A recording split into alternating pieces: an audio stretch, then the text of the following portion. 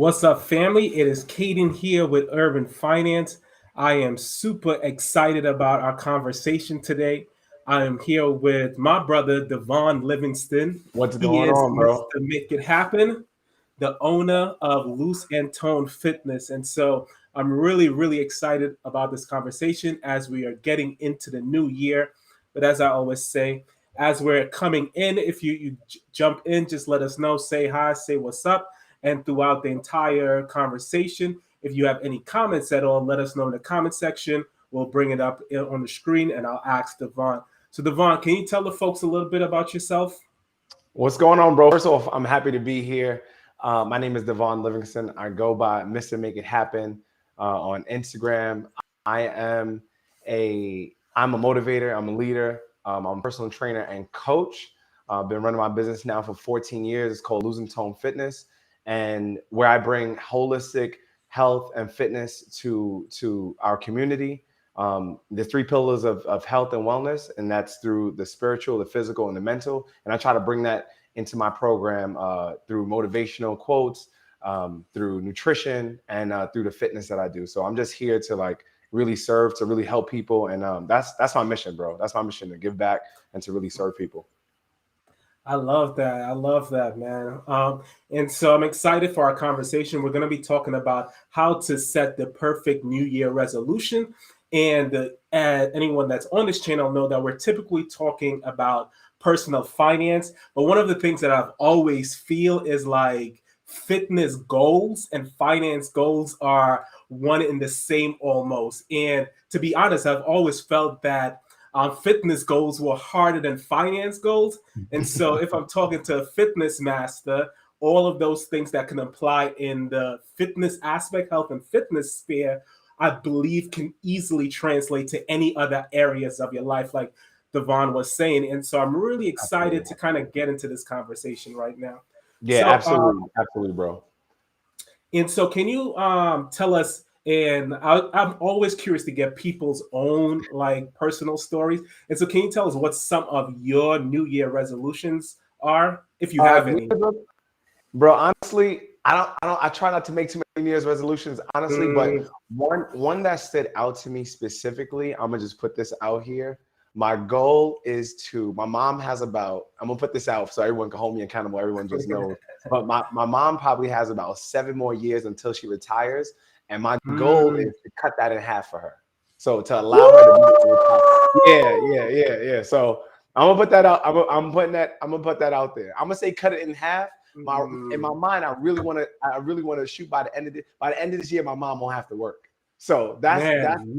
that's my goal. So I just backtrack and okay, now what does that look like? You get what I'm saying? So like I said, all seriousness, that would be that is my New Year's resolution. Like we were talking about it, and I was like, you should just retire right now. I'm like, she's like, Yeah. no, but I can't. But I'm like, okay, but you will. Mm. So yeah. Now, So and that that if I had one New Year's resolution, that's to retire my mom early. Ooh, I love that, man. I absolutely love that New Year resolution. And just for the folks out there, Devon and I actually went to high school together. He was 1 year ahead of me. But I've always said on my channel, I just love seeing all the things that a lot of my brothers from high school are doing because they are doing amazing things. And I always also highlight the aspect of fatherhood. Like, I feel like a lot of the dudes from our high school are doing the right things for their children, and so that's a beautiful thing. Right here, Thank you're you, doing bro. the right thing for your mom, and I think that's a beautiful thing. And so I'll put something out there. I don't know how my mom will feel about this. She watches every one of my videos, so she's That's gonna what's up. know about it. But one of the things that my brother and I actually did. My mom's birthday is December 1st, and so I called my mom and said, we're either gonna buy you a car for your birthday or we'll pay off all of your remaining debt. What do you Mm. want? And I was actually really happy with her response because she said, Caden, you guys can pay off the remainder of all of my debt. And so we did that to help my mom Yeah, become debt free. And yeah, I that's what's say up. that, and I say that to say, a lot of us, part of our life goals is to make sure our parents, our mothers, the person that raised us is sitting lovely in life. Now, my mom always talks about retirement, and now we're in a little bit of a tangent, but my mom always talks about retiring. Like she's ready to retire like today. Yeah. And so that's one of my desires to help her retire. But now, as a married man, I always say my wife also would like to retire, even Yeah. though she's Yeah. young, And so I have to retire my wife before I retire my mom. And so that's an even greater incentive to, bust my butt working and do what I have to do. But that's Retire them both at the same time. So we're gonna retire them both at the same time. We're gonna be accountability partners after this. We're gonna both of us. Let's do it.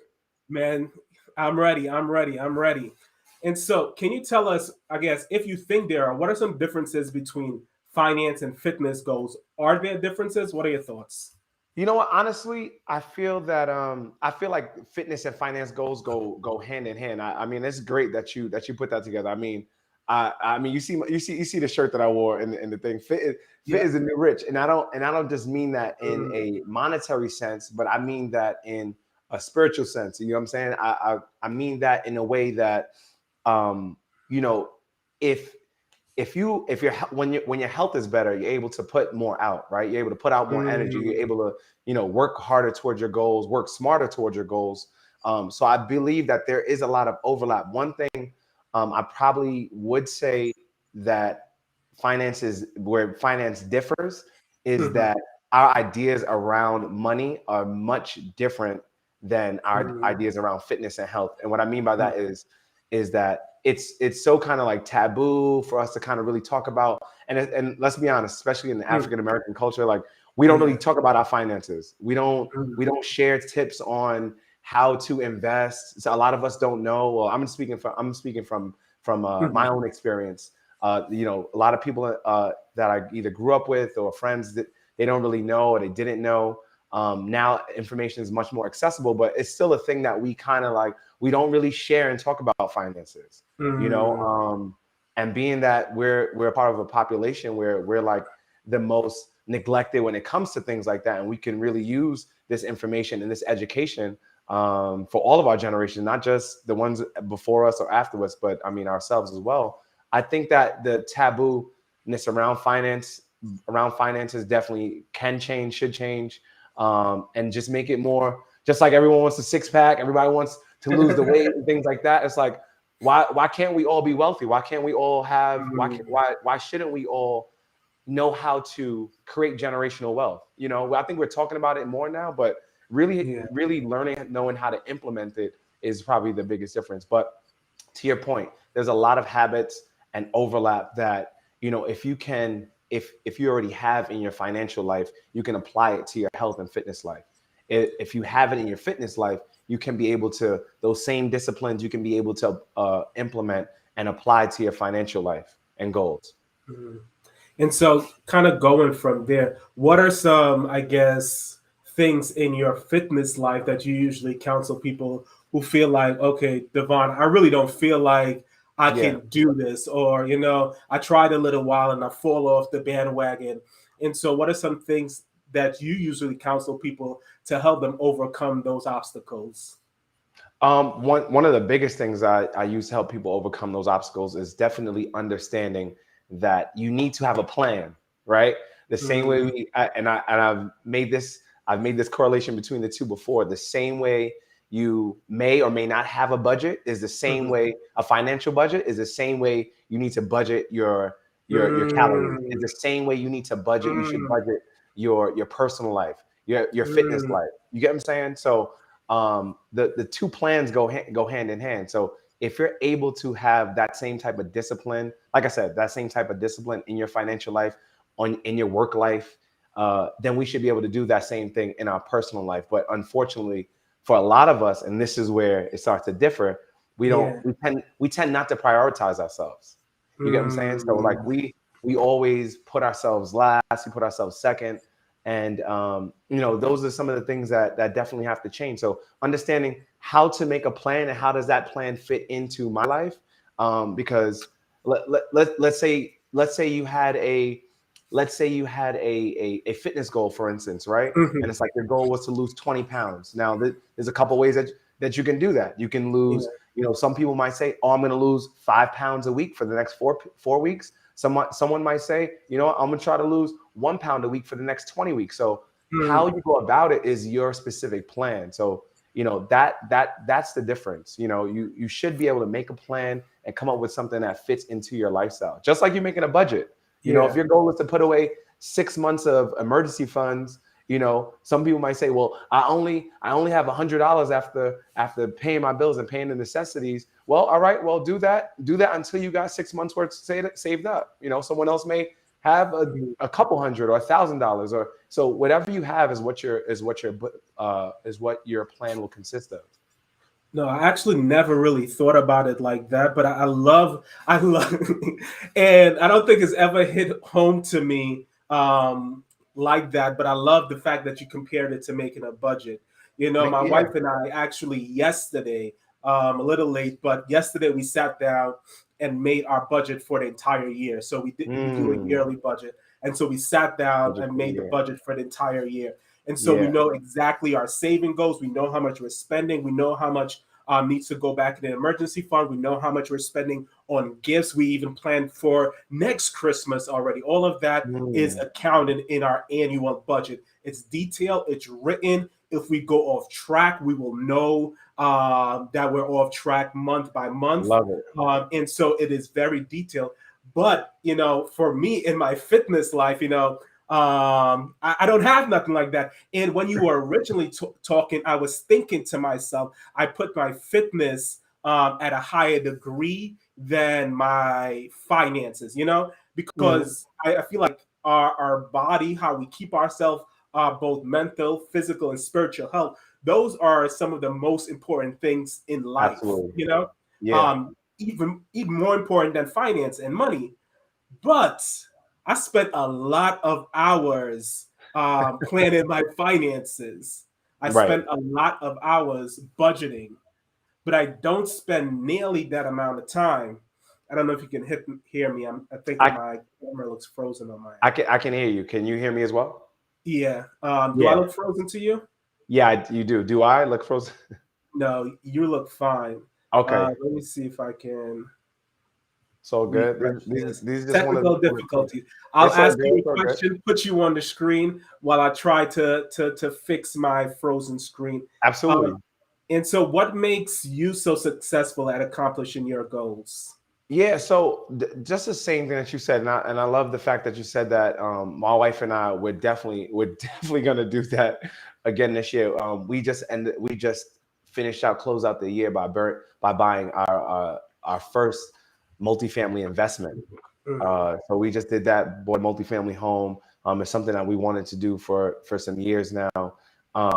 So definitely, you know, having that budget and just sitting down and understanding like where our finances are and what we're doing has helped us. So budgeting has definitely helped us.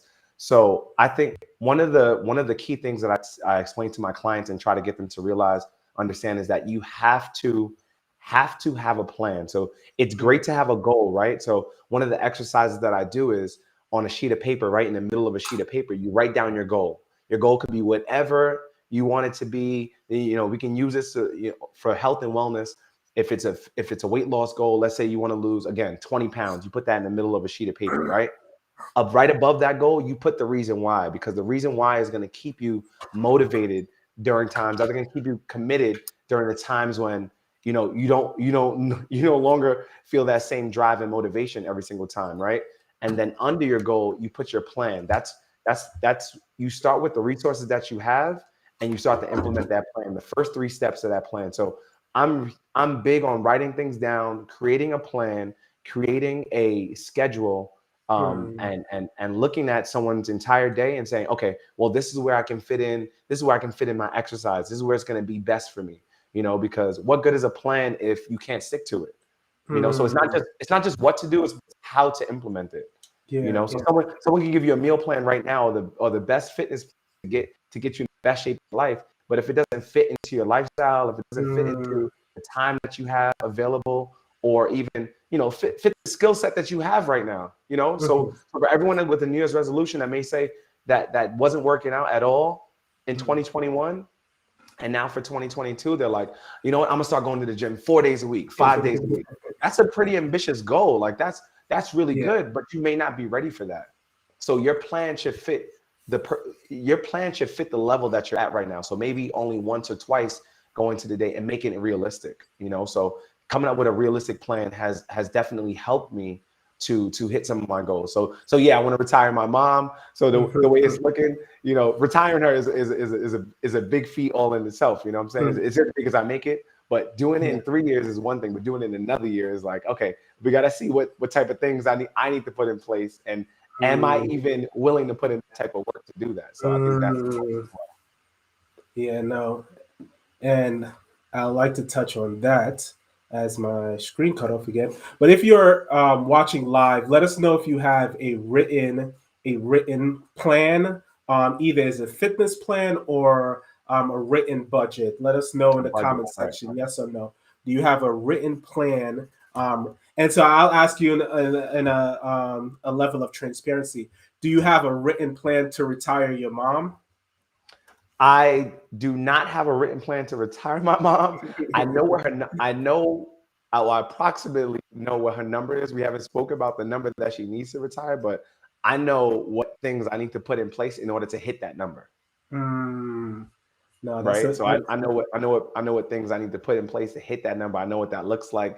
I know how many clients. I know what systems need to put in place to hit that number. I know if I'm doing it online, if I'm doing it in person, what other type of financial vehicles, I need to put my money in, how much you should be making on a monthly basis in order to do that, so. Yeah, no, that's not. And so so you seem like this goal is a pretty big goal. So do you usually counsel clients to set big goals or small goals? How do you feel like people should set their goal? Should it be big goals or small goals? What are your thoughts there?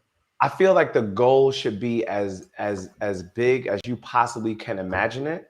I think the plan is where the realistic part comes in, right? So if your goal is something that you like, okay, your goal might be where you want to hit after it's all said and done, right? Your goal, let's say, again, just to make it simple, let's say someone on here has a 50-pound weight loss goal. That's a significant amount of weight to lose, right? The reason why is going to be even bigger than that. So the reason why could be your health. I want to be around for my grandchildren. I want to be around for my children growing up. My health is at stake. Those are, I call them non-negotiables. Like those are unconditional reasons why, right? Like that's even bigger than your goal. Like your goal may be what you see. The goal may be something that you see, but your why is something that you feel. And that's going to keep you going much longer. Now your plan is realistic. Your plan is using the resources that you have right now to come up with a game plan, some action items. You get what I'm saying? So in order to lose that 50 pounds, what do you have to do? Number one, you have to lose 1 pound. You got it? So what can I do right now to help me lose 1 pound? And that's where your plan becomes very realistic. So you may have your goal. Your goal is your destination, right? When you plug in a destination on GPS, right, and you see it says 20 minutes away, 30 minutes away, whatever the time is, you're not so much focused on the destination, unless you have to get this somewhere. But stay with me, if you will.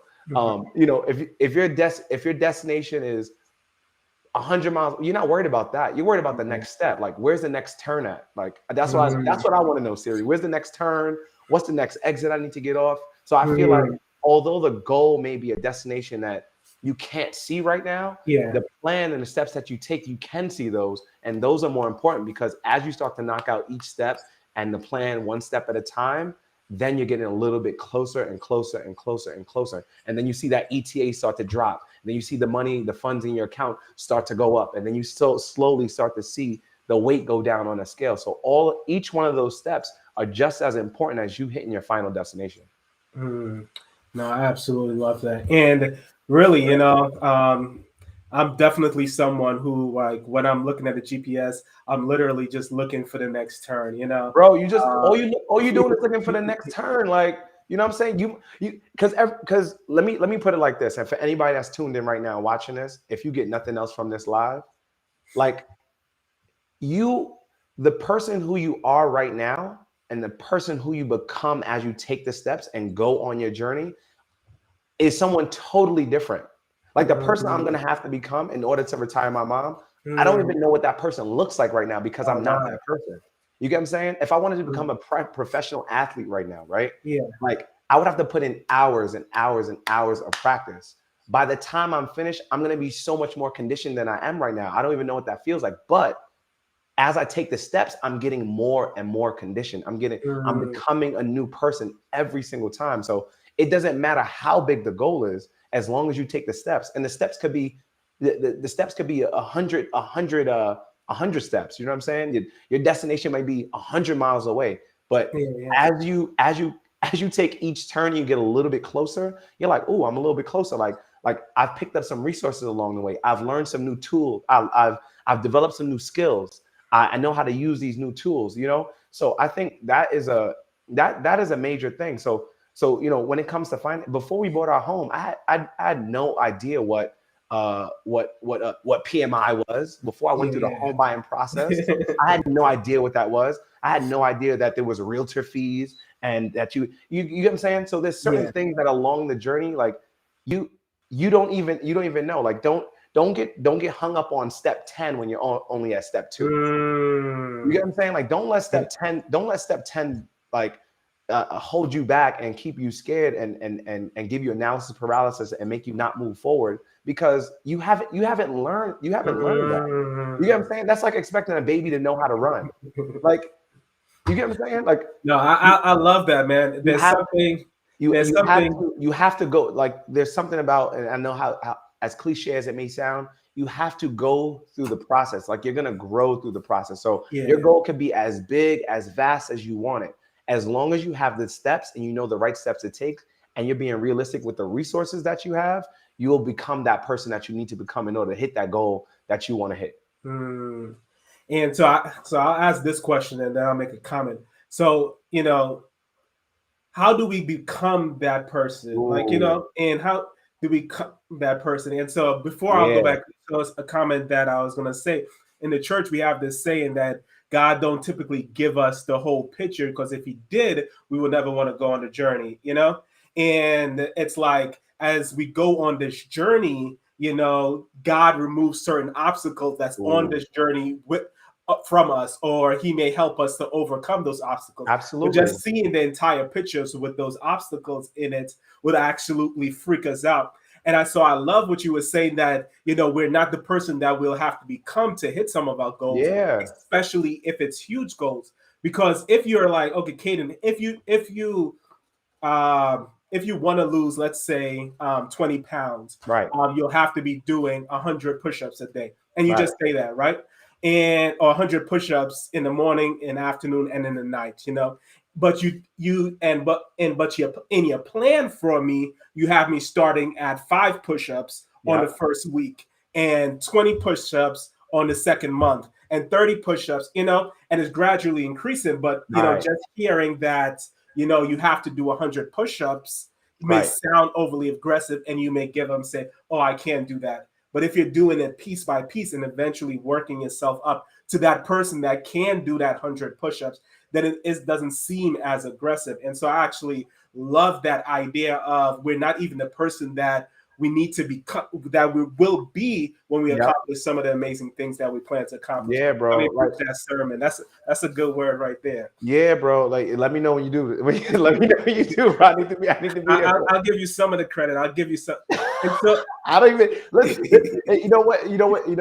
And this is totally fine. It might be a little off tangent, but what we're doing and who we are, like, bro, this is bigger than both of us. So the message, like, I call what I'm doing, like, people that know me know, like, I call what I'm doing movement ministry. So like, this is not even my words. Like, this is coming from something higher, a higher power than me. You get what I'm saying, bro? Like, this, I'm just serving on the level that I know to serve. You get what I'm saying? But same concept.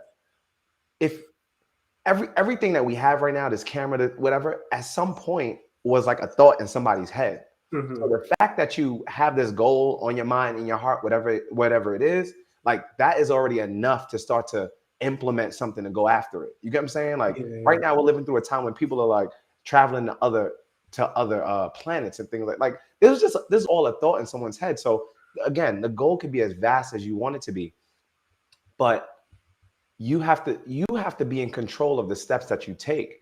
You know, I think for a lot of people right now, because we live in an information era, we can Mhm. look things up and go online. Like, you know, it's so easy to become absorbed in all the information and all the Yeah. things that we need to do. And there's so much out there.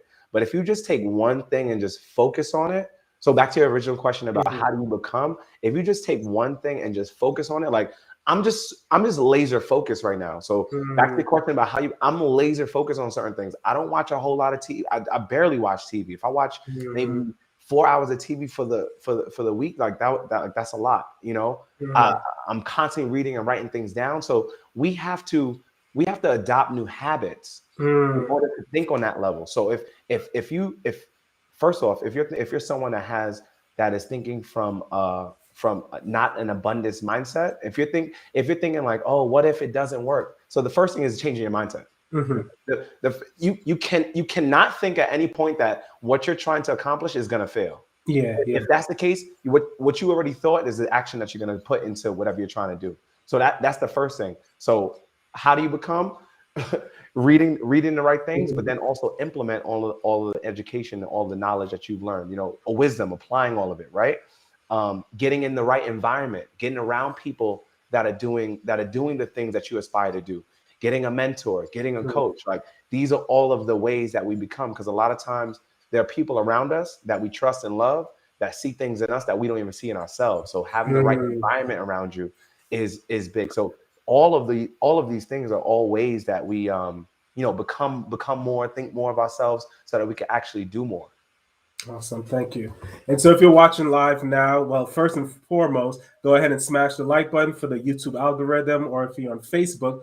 But also, if you have any questions for Devon related to fitness, related to goal setting, or Yeah, any other questions that you may have for him, let us know in the drop comment those questions section, and drop those questions in the I'll be comment sure section. to ask it to him, because this is really good stuff. And like I said, I think the first big realization for me was that piece about I don't have any written fitness goals, Yeah, and I say it's important to me, and I don't have any written fitness goals. And there's no client that I'll ever counsel and tell them that they will be extremely successful in their finances without having written goals, a written strategy, which is the budget, and knowing their numbers. I'm big on knowing your absolutely. numbers. So whatever goal you have, what are the micro numbers to get to those particular goals. Yeah, And so I guess for me, sometimes when I think about my fitness, because I've been going to the gym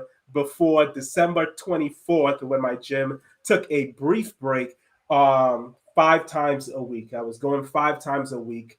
And nice. then on the 24th, my gym, which is a part of my condo complex, they closed on the 24th and the 25th. And I haven't Mm. been back since. Um, It's all good, bro. It's all good. It's all good. and I haven't been back since. And I always tell my wife, once, for whatever reason, once my schedule is interrupted, it's hard to really start back. Yeah, And but I was even thinking today, I have a son, I work, I do this, I do that, it feels hard to fit it in. But yeah. then I was like, how many hours of TV did you watch yesterday? Right, right. You know? And then And I and was then and then and I'm sorry to cut you off, but the other question is, okay, I got all of those things, but what do you have? What time do I have? mm, You get what mm. I'm saying? So again, it's just retraining and not saying you specifically, but you brought up a good point, But because me I guess, too. You can scold me. You can okay, scold cool. You too. You all I'm talking to.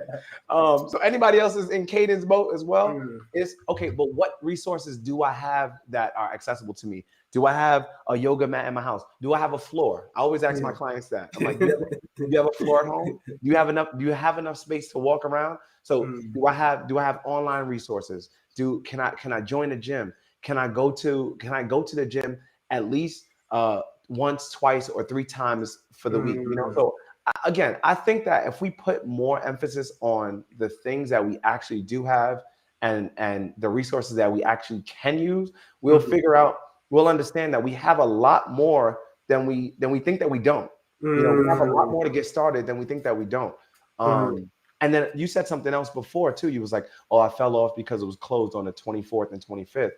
One thing I do tell my clients is to plan plan for distractions. Plan mm. plan for off meals, right? If you already know that when you come home, there's your spouse, your children.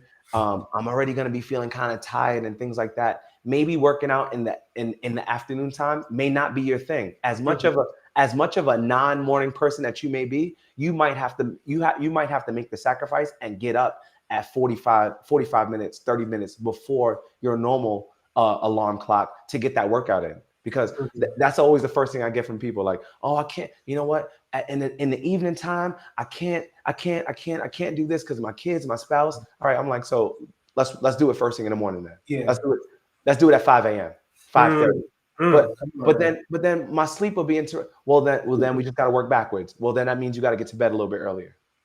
If you don't have you whatever you don't have, you don't have, so you don't have to worry about it. Yeah.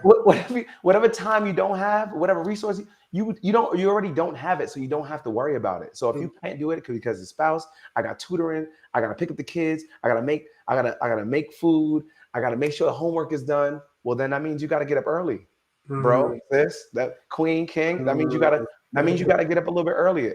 If you're worth it, if your goals are big enough, if your why is that important, you gotta get up earlier. So we have to tap into the resource that we do have, and we have to plan for those distractions. So if you know on the weekends there's brunch coming up and things like that, maybe you gotta say no. Maybe you gotta look at the menu before you go out.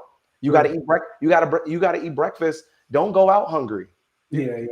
You get what I'm saying? You know your mom's gonna probably tell you home with a plate. So you can't go over to the family house hungry. You get what I'm saying? You can't go on vacation and not pack your clothes and pack your workout clothes.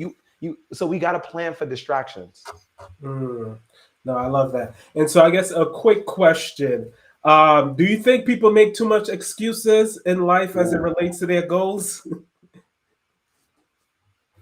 Oh, do people make too much excuses? Too much excuses. Excuses are tools used by the weak and incompetent. You just hurt somebody's feelings. Excuses are tools used by the weak and incompetent. I know there's more to that quote. They used to build monuments to nothingness and nowhere. Like I know it's like excuses are cool, but again, if we focus on the problem, we'll never find a solution. Like you can't focus on the problem and the solution at the same time. It's either or. One is going to be bigger than the other. You'll always be teeter-tottering between progress and falling back. You know what I'm saying? Success and failure. Like you can't focus on both. Now, it may not happen as fast as you want, but there's no excuse for why you're not starting right now. There's no excuse for why you're not taking the first step. There's no excuse for not going outside and walk. Like there's you get what I'm saying? There's no excuse for you not doing the thing that is so important for you to do. You know, because if the why is that important, there's no excuse for it. People, unfortunately, we're in a time right now. It's a pandemic. Everything that's going on right now is, and people are getting very sick right now, and there's certain precautions that we need to take. But people are still making it work. People are still making it happen. They're telecommuting, they're working remotely. People are still going to work. Why? Because there's still bills that need to get paid. Unless that's a very important why. Like the things and the resources and tools that we get with having money, the things that we have to pay for, those are important. Like, you get what I'm saying? You're not going to be like, oh, you know what? Let me just take some time off of work and then not pay you. You get what I'm saying? Why? Because it's that important to be able to clothe, feed, and house your family. Let me read this comment real quick. And I think I made my excuses comment relatively close to when this comment came on. And so just so you know, Donette, they're not related at all, but I'm going to read your comment. I don't have any written weight loss goals, but I do work out constantly. The last year I've been working from home. That made it somewhat difficult to keep the weight off. I'm one person that I always say I did, like at the beginning of the pandemic, I got a COVID-20, and that was added to my dad 30 that I had to wait to lose. And and I did lose it, like I said, because I was working out 5 days a week. Absolutely. But then I had my interruption, and I know from my last interruption, when I have an interruption, the pounds pack on so much faster than they Yeah. come off. But I'm finished the comment. Even though I work out, I still wasn't moving as much as if I was out the house. Now that's a good point. My Yeah. wife used to walk every day, and she exercised. She has a written plan, but she can't walk as much as she did when she was working out, Yep. or working outside of the home now in the winter time. And so I think a lot of people are going through that particular struggle. What are So some of your recommendation and advice there for those absolutely. people? Absolutely. And I totally recognize that. One of the things I am going to say is that although we may not have as much control over our movement right now or how much space you may have and things like that, we do control how much we eat. Mm, So at the end of the day, mm, um, God forbid someone ever having to be in a situation where they're, in the hospital long term. What they do for people that are there, they drop their calories very low. There may not be a time when you're not working out, but there'll always be a time when you're eating. Like we need to eat to mm, survive, right? However, food is now more in an abundance than it has ever been before at the touch mhm. of a button from our phone, right? Yeah. So although you may not be moving as much, you have to also eat a whole lot less. You get what I'm saying? And unfortunately, that is one of the things that most people do not get control of is their eating. Mm, And we're so used to being always on a go. We're not mindful and we're overeating. You get what I'm saying? mhm, So yes, I do understand. I totally agree that, especially as it pertains to weight loss, if you're not moving, if you don't have a chance to move, or if you don't have the room to move, like physically move, the space to move, then you have to really get on top of your eating. mhm, That is the only way. So same thing, same scenario. If you are in a situation where let's say someone has a certain amount of expenses, like you said, you do this with finances, you may be spending more when you have a higher paying job, but mhm. that's why we need to not only live beneath our means, but like eat beneath our means too.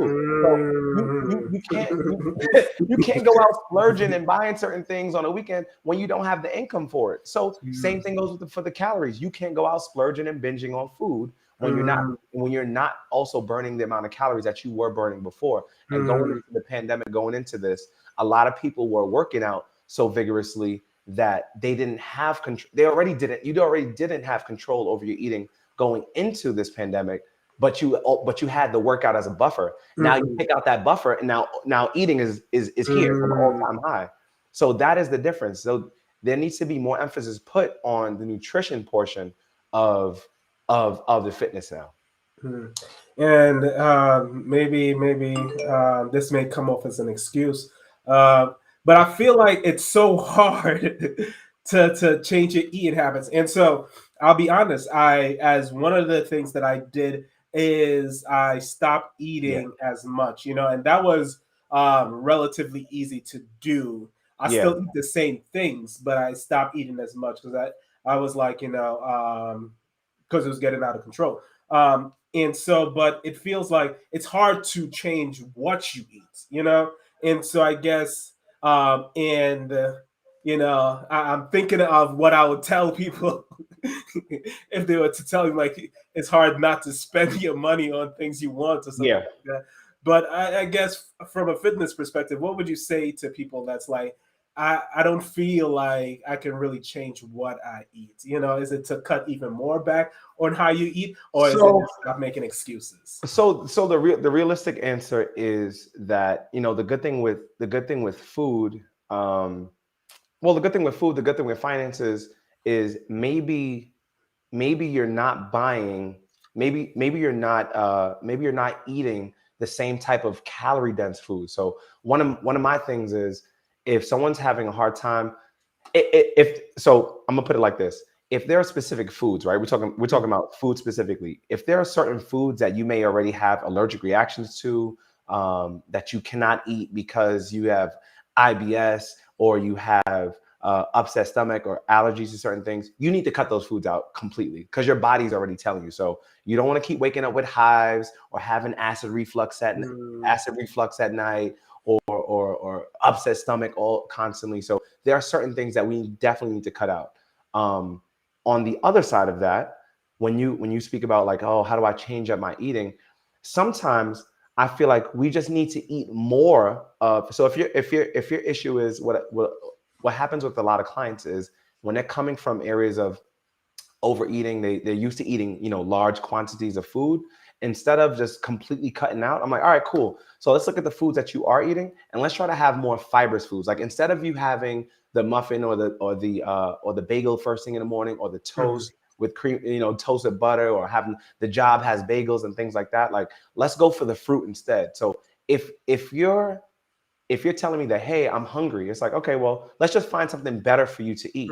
Or let's cut back on some of this and eat a little bit more of the nutritious food. So this way you're still just as full, but now you have more nutrition in you. You have more fiber. So it's going to fill you up the same way as your favorite food will, right? Or if you had as much of your favorite food, but you're eating something a little bit more nutritious, you're going to feel better with that. You're going to start to see your weight go down as well. So I think that most people have to shift their mindset and how we see food. There are also, we could talk about this too. We could touch on this topic, like traditions in our family. Just because they're tradition don't make them right. You get what I'm saying? So there's certain foods that especially if certain things run in your family, as some run in their family, right? There's certain traditions that we can definitely. What are some traditions? Name some of them. I mean, I come from a Caribbean American family. You get what I'm saying? My mom's family from St. Thomas. My dad's from Antigua. So it's like a lot of carbs, heavy starch. You know what I'm saying? And dumpling and like whatever you call it, where you from, bake, Johnny. Like my wife is Trinidadian, so you know what I'm saying. A lot of the doughy, starchy foods, heavy on the rice. You get what I'm saying? Like huge portions. You know what I'm saying? And I don't know if it's passed down from us, like not having, or in African American communities, like my dad used to tell me, like, y'all don't leave this table until everything is gone. So it perpetuates these stereotypes and different things, and it's like, soon as you start losing weight, people are like, oh my God, what's going on with you? Why are you so skinny? Like, what's going on? Are you not eating? Like, so no. There's a lot of stereotypes, a lot of traditions. There's a lot of stigmas in our own community that we need to break out of. Like there's certain food that literally people are eating, and their lifestyle is heart disease is still the number one killer among people. Period. Heart disease. You get what I'm saying? And most of it is due to lifestyle. The foods that we eat, the things that we're not doing, the activities that we're not doing, the sugary foods that we drink, the sugary drinks that we have. So, like, let's talk about that. Like, there's a lot of things in our own communities, in our own neighborhoods, in our own families that are really like holding us back. And if we are able to break those traditions as it pertains to food and lifestyle, we would really be healthy. Like, we're talking about generational health. A lot of people are talking about generational wealth right now, but let's start talking about generational health. Like, what is it going to take for you to not pass on the same dis-ease or symptoms that your parents had or have to your children or your children's children? So it has to stop somewhere. No, I love where this conversation is going now, because I was a chubby little kid, right?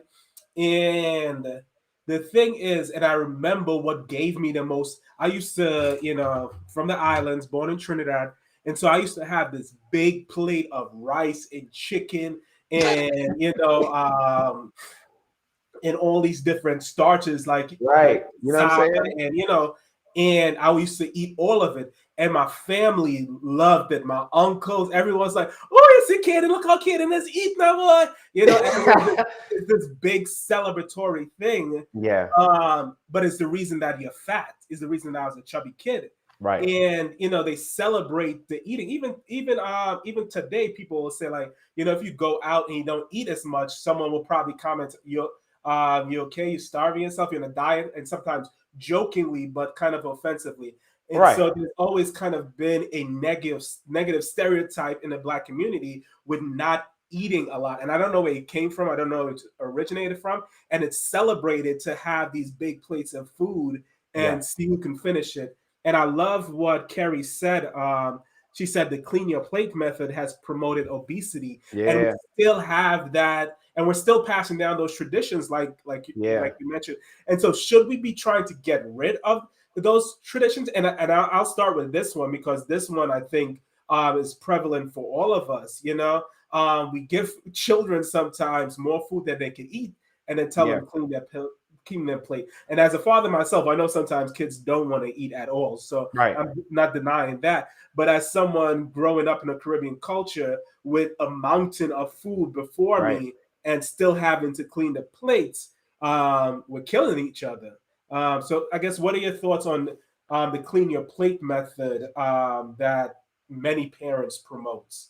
So I think that I don't have children yet, but my niece who spends a lot of time with us, one of the things that's most important into parents, parent figures, anybody out there, I think the first thing is having healthier relationships with food, us having the right foods in the house, so that the kids who are not who are not working, who don't put the food in the house, have healthier options. That's number one.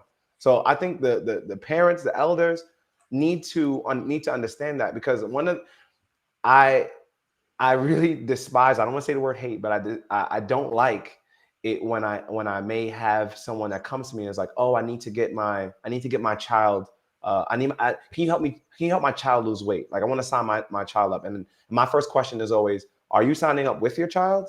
And like, no, it's just them.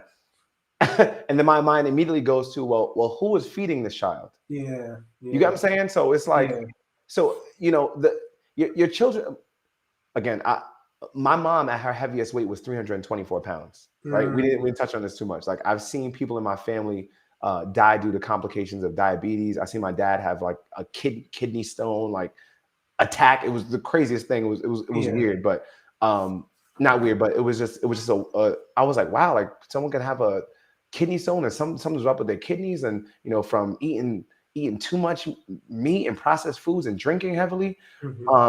So I've seen these things attack my family. Is one of the reasons why it has prompted me to do what I do the way I do it in the community that I do it. So I know that if I could make the change and difference, other people can too. So I think it goes back to us changing our mindset on these foods, and understanding that, hey, if my children, if my nieces and nephews and younger cousins, if they continue to go this route, they're going to have some of the same ailments that I've seen uncles and grandma and grandpa have, and dad and mom and dad have. You get what I'm saying? So it's like, it's the same thing that goes with our finances. If we don't get good with our finances, if we don't teach good financial practices to our children and children's children and nieces, they're going to have the same issues that some of our parents had, that our grandparents had, and no knock on them. They did the best that they could with the information that they have. You get what I'm saying? But now we're in that information age.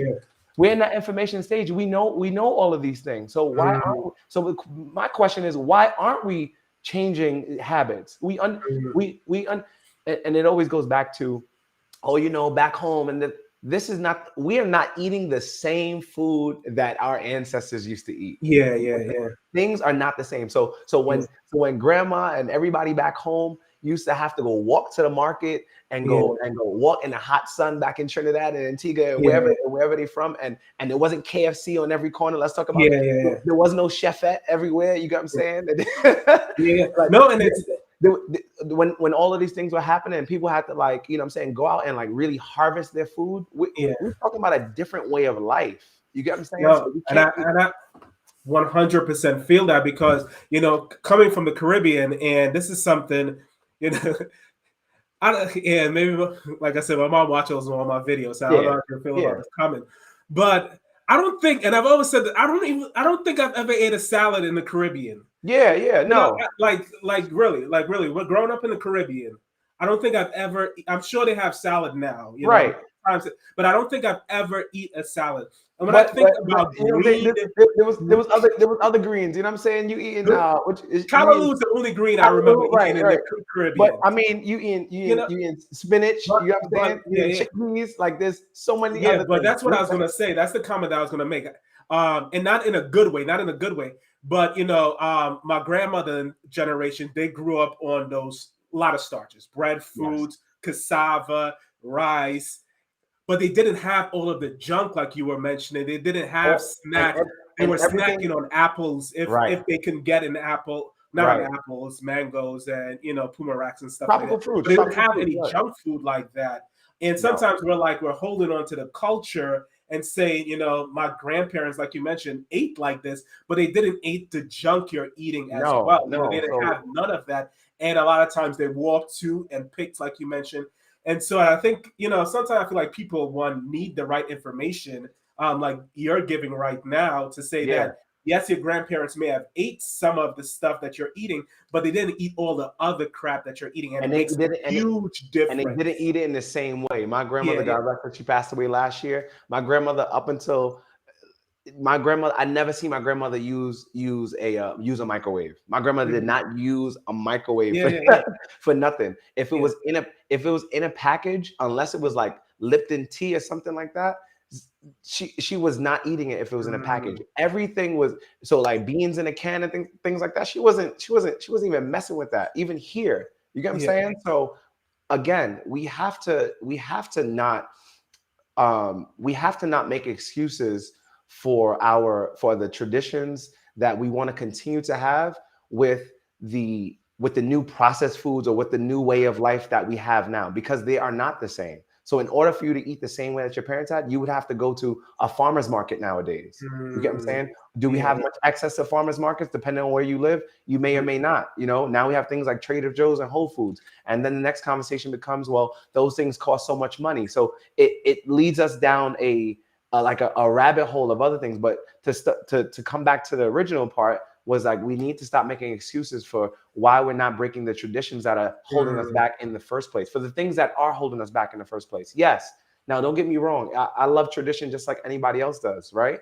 But when traditions are every night, like there's like we shouldn't be having Sunday dinner on Wednesday. You know what I'm saying? There's certain things that you would eat, on the weekend that you don't eat every day. Meanwhile, we're eating like that.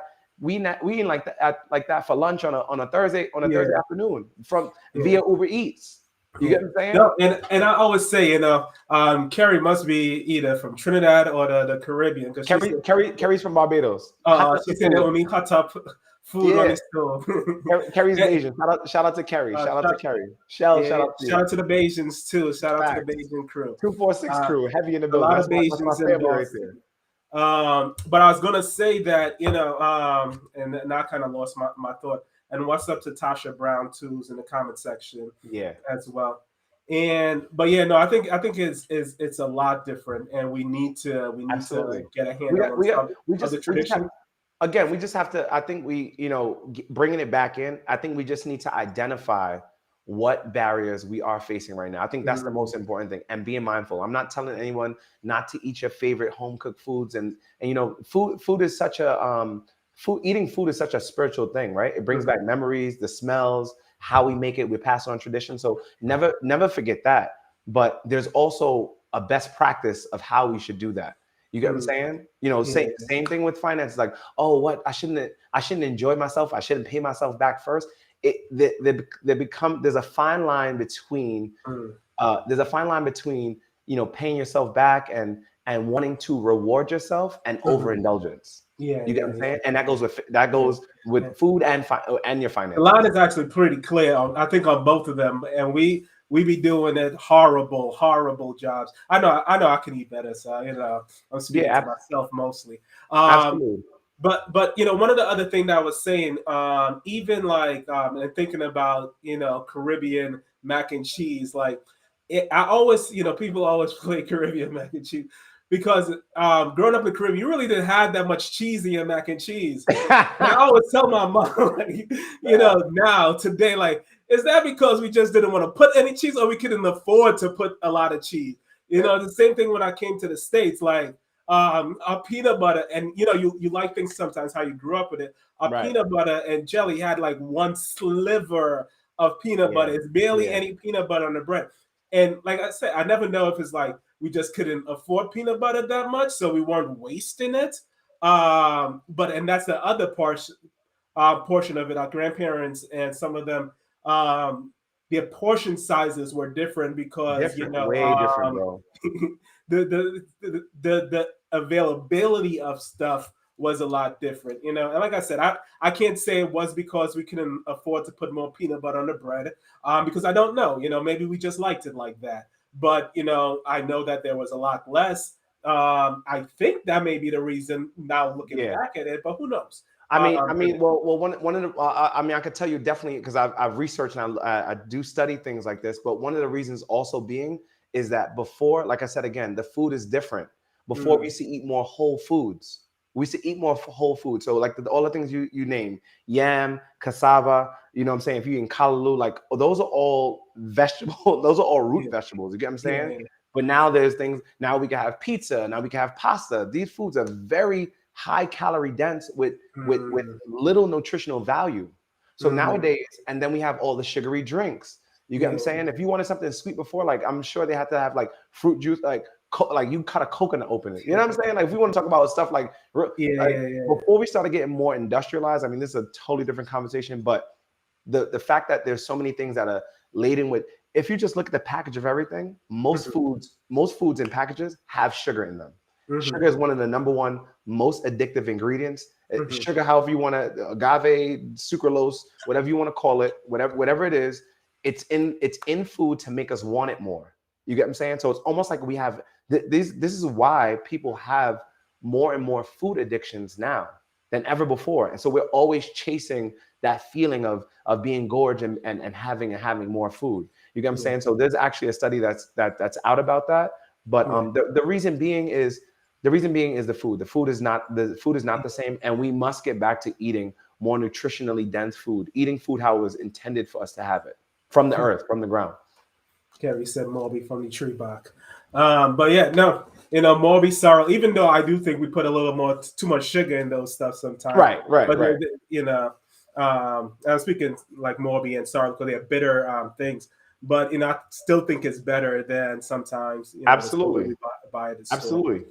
And so, you know, Devon, you know, thank you for the time. I always try to be mindful of the hour, and it's a little after 8. So I guess if someone wants to support what you're doing, how can they go about best supporting you? Definitely. You could follow me online at Mr. Make It Happen. It's on my Instagram. My website is Lose and Tone Fitness, LOSE, the letter NTONE.com, loseandtone.com. Same thing same thing for Facebook, and also on Instagram as my business page, Lose and Tone Fitness.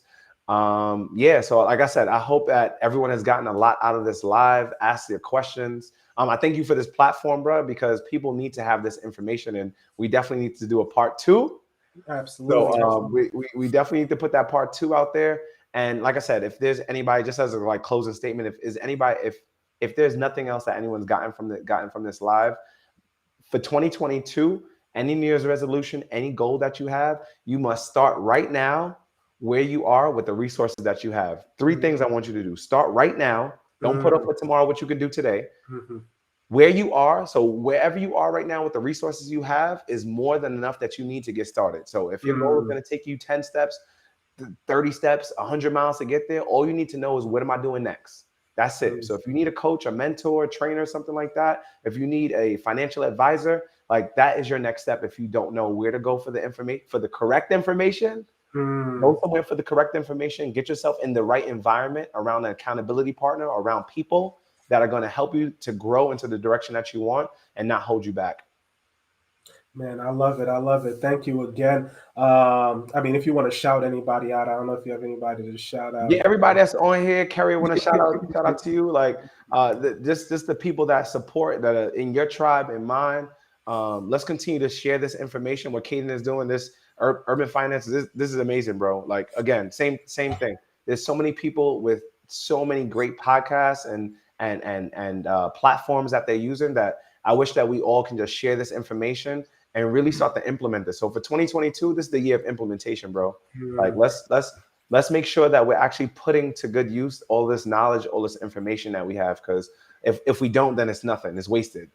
Yeah. No, I love that, man. I absolutely love that, and I got a lot of good nuggets out of this. One of those is thinking about what, you know, generational things that I want to pass down from a fitness perspective. Right. I have clear written goals generationally. My wife and I talk about our goals in terms of how much wealth we plan to pass down to our children.